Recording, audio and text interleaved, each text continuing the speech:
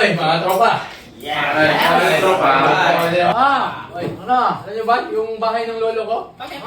Yung bubong pa lang, 10 milyon na. Ay, ang mura! Ano ba yan? Ano ba yan? Yung maninipis na yero, maninipis na yero. Wala kasi lolo ko. Ano ba yung lolo mo? Yung lolo ko, yung bahay niya, labas ka ng madaling araw, lalabas ka ng madaling gabi na. Ano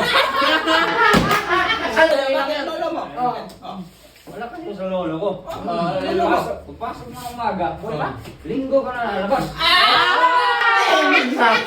Ano, may papalag mo yung lolo na?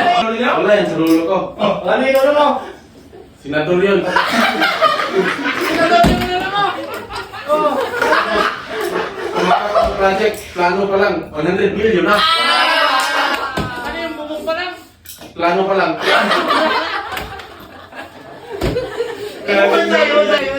Sabi, maganda po, lolo mo. Lolo mo. Ikaw, lolo mo. Lolo mo. Lolo niya. Ayan sa lolo ko. Ano Yung lolo mo. Ang lolo mo. Bumili siya ng weight, tapos nagpakalbo. Yung lolo mo, pumasok ng 2020, lumabas ng 2025. Pasok kay lolo mo. Sa pamilya niya. Dapat yun kaya nagulong. Ang hihina ng mga lolo nyo. Ang mga pobre lang ang mga lolo nyo. Alam mo yung Pobre ba yun? pobre pa yun. Bakit Oo. naman? Alam mo yung lolo ko? Okay, sabihin ko sa'yo.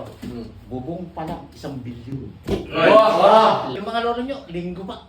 Papasok ng umaga, tapos linggo pa. Yun, maglalakad ng ilang kilometro bago makalabas. Nako, oo. Wala ko, sinador yung lolo mo. Oo, politiko dati, politiko. Oo. Alam mo? Lolo mo, kalbo. Alam niyo kung saan nakatira lolo ko? Saan? Sa ilalim ng tulay. Di ba?